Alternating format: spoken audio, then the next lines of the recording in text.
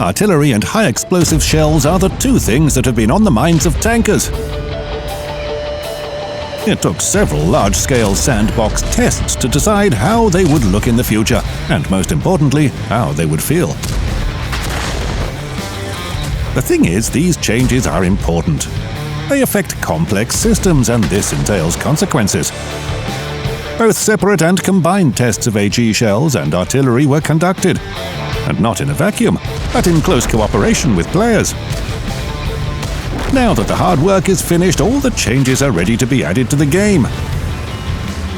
In the wake of Update 1.13, it's time to delve into the topic and figure out what awaits us all. Throughout the history of World of Tanks, artillery has changed many times, and sometimes drastically. New changes are largely aimed at decreasing the amount of stun in battles, and this is clear to anyone who's been on the receiving end of artillery at least once. The less stun, the longer the vehicles, and nerves of their commanders, live on the battlefield. Now the therapy course includes new tools to counter SPG. My all-knowing colleague will tell you about them. Let's start with the simplest and most noticeable change. The brighter artillery shell tracers are now clearly seen in the sky. They help you understand three things. First, artillery has fired, well, in case you didn't figure that out immediately. Second, approximately where it fired from. And third, where and how the shell flew. If you put the pieces of this very important information together, you will understand where you can hide and where you shouldn't go. The initial point of tracer display is calculated randomly along the trajectory of the artillery shot. At the same time, the tracer appears at least 10 meters from the SPG. Putting it simply, it doesn't show the exact position of the artillery, but attentive tankers can benefit from it even not having all the cards in their hands. The impact points of SPG shells on the mini-map will allow the monitoring of artillery actions and help work out tactics. It's been always useful to look at it, but now there's even more reasons to do so. A marker in the shape of a circle with a dot at the center appears on the minimap at the point of impact of the enemy shell. It disappears after 10 seconds, but it's long enough to take note of it. If you see one explosion or tracer near you while there's another impact marker on the other side of the map, this means both artilleries are reloading. So you have a window of opportunity to change position or attack without fear of a sudden artillery strike. While tracers and impact points require your attention, sound detection is more about your reaction. This is a completely new commander's perk that warns you about incoming enemy artillery shells. If your vehicle is in the impact area at the moment when artillery fires, you will see a special indicator showing the direction of fire. You need to act immediately after sound detection activates. Yes, it doesn't guarantee you'll completely avoid damage, but it helps reduce it, sometimes significantly. A slow tank, and it's almost always a well-armored tank, won't have time to leave the impact area, but that's not required. It's enough to turn your hull when playing, for example the E100, and expose your thicker parts. This alone will help significantly. Faster vehicles will have time to hide behind cover and decrease the amount of burst damage, or even avoid it completely. It is also worth mentioning that sound detection won't activate if your vehicle rolls into the enemy shell trajectory by accident, provided that the distance to the point of impact is more than 75 meters. If the vehicle is within this radius, the tanker will see the sound detection indicator. Another new feature. I haven't finished yet. The other case when sound detection doesn't work is when a tank rolls into the impact area after the artillery has fired. This can happen to a vehicle that is moving fast. Thanks. Now, when we've dealt with this topic, let's talk about the artillery itself. The first change is seen right away. 3 shells in the arsenal. This is not just another icon at the bottom of the screen. This is an important new tactical feature. All 3 shells are different. Each has its own strengths and purpose. The first is the familiar standard high explosive shell. It's the simplest to use. It causes damage to several opponents within the burst radius. This is the only shell that causes stun. There's one problem with this: it doesn't cause critical damage to internal modules and crew if it does not penetrate. But it doesn't need to. A standard shell is like a pair of everyday sneakers. You don't think much when putting them on. The range of use is wide, but clear. A target moves fast. An enemy hides behind cover. Several tanks are close to each other. The choice is obvious in all those cases. The second artillery shell is an alternative shell. This is also a high explosive shell, but with obvious differences from a standard shell. It doesn't cause stun to the enemy at all, and its burst radius is half the size. However, its armor penetration and damage are a bit higher than those of a standard shell. Just what you need when firing at a slow target. And if it doesn't have much armor, that's even better. Standard and alternative shells are the foundation of artillery firepower. These are the most used shells that suit the majority of combat situations. Until there's a big, heavy, slow tank focused on survival in your sights. This is when it takes the stage. Its Majesty armor-piercing shell, the third. Well, in some cases it can be a heat shell. By its purpose, this is a tactical shell with the highest armor penetration. If it penetrates armor, it causes more damage than any HE shell with non-penetration. For obvious reasons, it doesn't cause stun and has no burst radius. It sounds like a situational superhero shell that comes to the rescue when regular HE shells fail to perform, like when you need to fire at a tank with a spall liner. But what is its true effectiveness? It can ricochet or miss the target. At a first glance, there's little point in it. Well, that's your opinion, but I base my decision on the facts. Let's do an experiment. Two 60 TP twins and two SPGs with different ammo loads. As you can see, high explosive shells don't always hit the target and cause significant damage. For a series of shots, the damage with armor-piercing shells is comparable to high explosive shell damage. The numbers are beautiful, but emotions are important as well.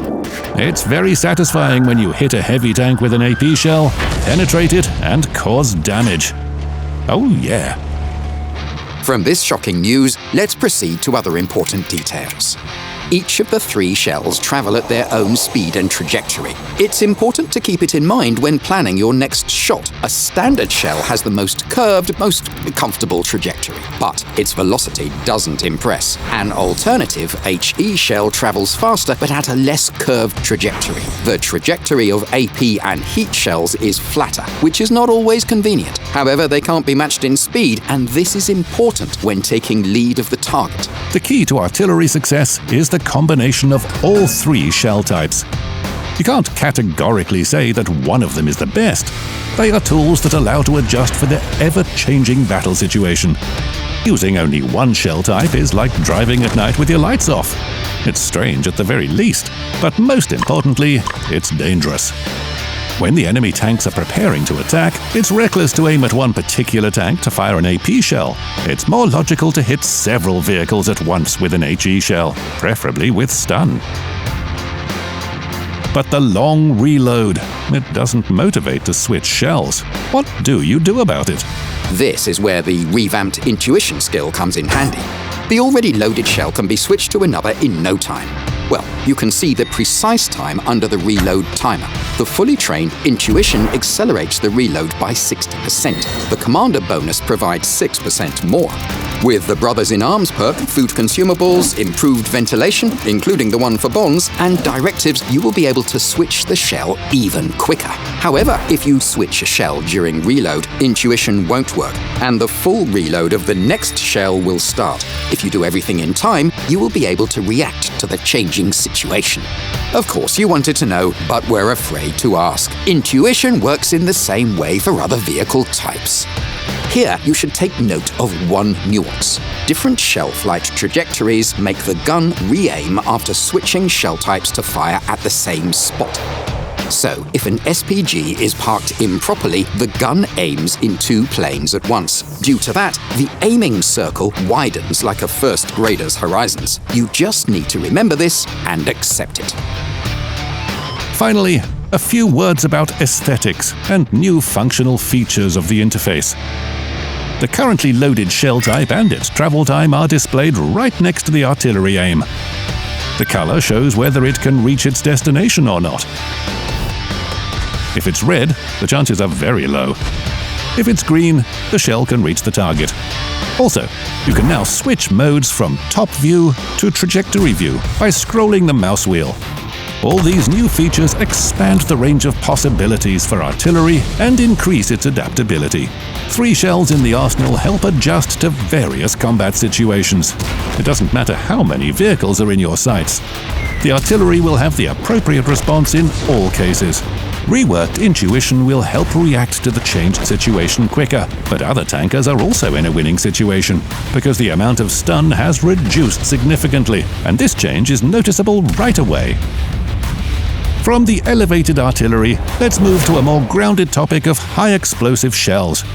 This is the strangest shell type. It's clear with armor-piercing and heat shells, but HE shells? HE shells are a different matter. When you join a battle in your super heavy tank, you want to feel confident. Especially when you do it correctly. Take the right position. Roll out. Remember to angle, aim, and see hopelessness. Or not. The thing is, the mechanic of causing high explosive damage has changed.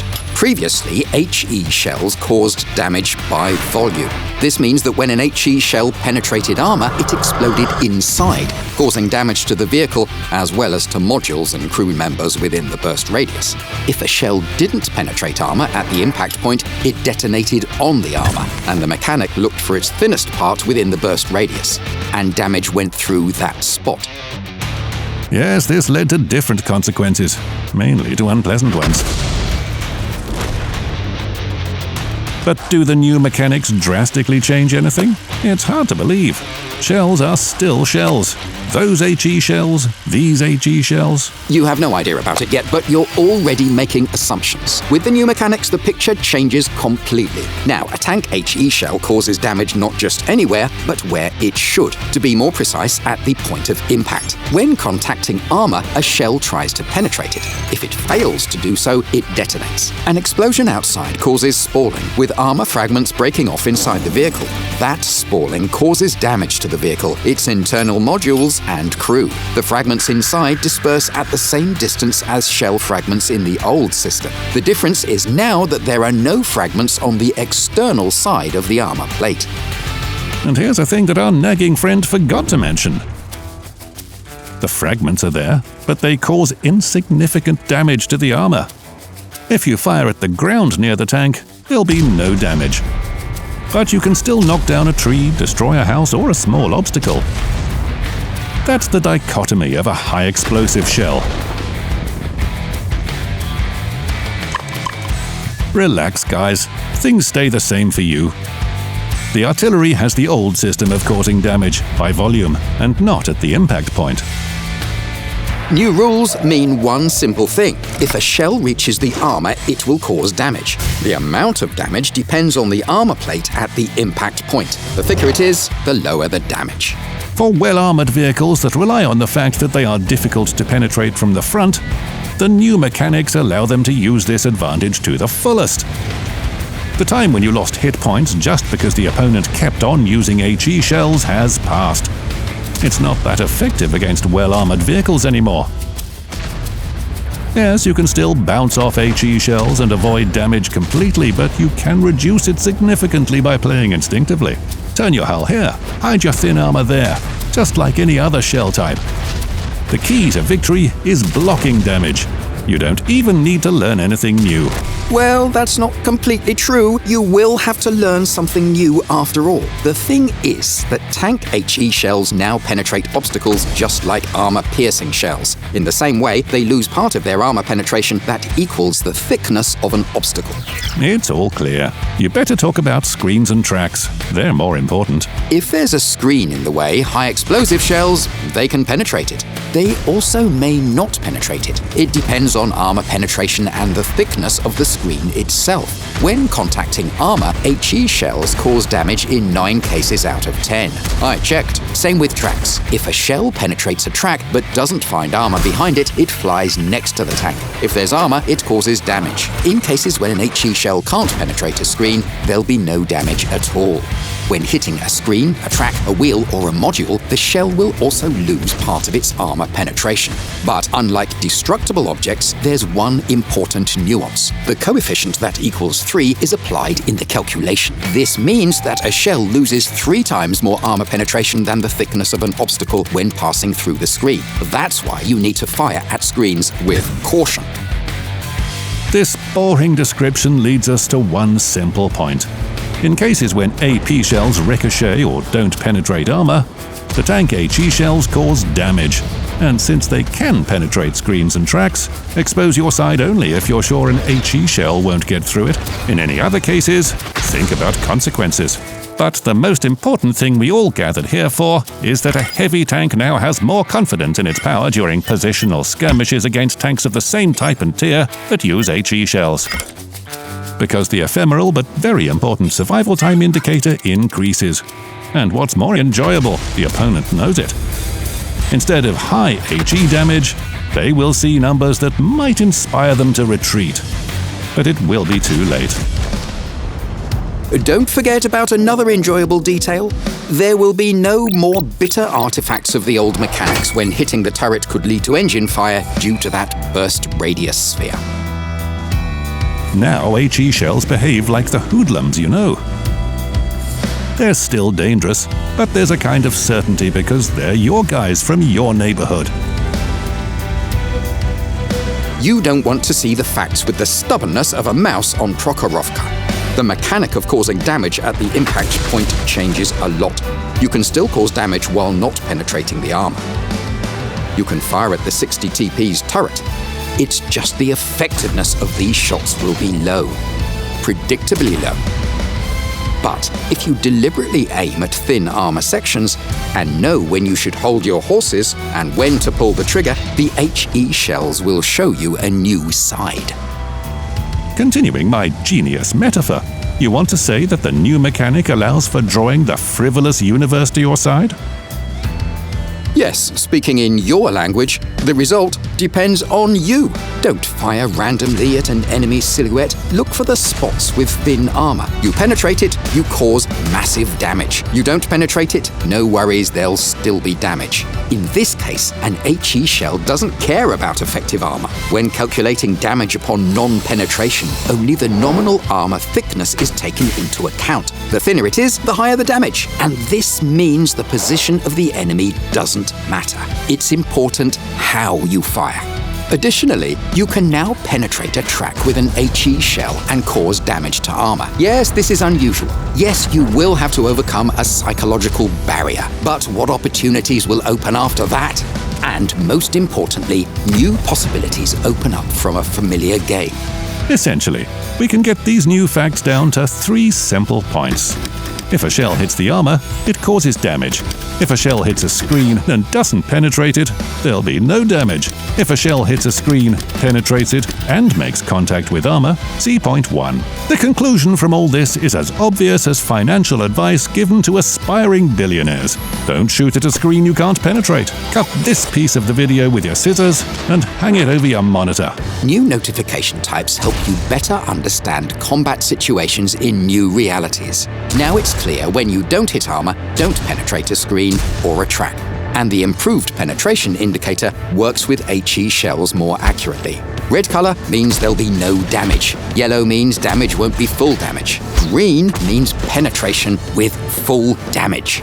Previously, there was usually no point in firing HE shells at the mouse's side from many calibers, and now there are options, and they remind you of those you have had when using armor-piercing shells. Resetting a base capture or finishing of a massive opponent with almost no HP left are no longer a feat, but a common occurrence. The characteristics of a number of vehicles with HE gameplay were improved so that they feel more comfortable in the new conditions, and you enjoy playing in them as much as you did before. At the same time, the test showed that wheeled vehicles demonstrated excessive combat effectiveness. That's why armor penetration of their HE shells was reduced to 75mm, which has become a standard value for the whole branch. We could talk forever about the numbers, but let's get this straight. High explosive damage has remained high explosive damage, frightening and extremely enjoyable, but you don't need to wait for that very moment now. You can create it yourself. This is about awareness. It's in your hands. World of Tanks has been constantly changing. All this is a new cycle of game evolution. Artillery now has more choices.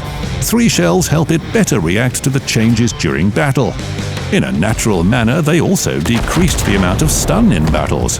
The comfort of gameplay in tanks, especially heavy tanks, has increased, in particular due to the tools to counter SPG, while the revamped HE shells provide the feeling of controlling the situation, which would previously sound like nonsense. And this is what it's all about. It's never going to be like it was.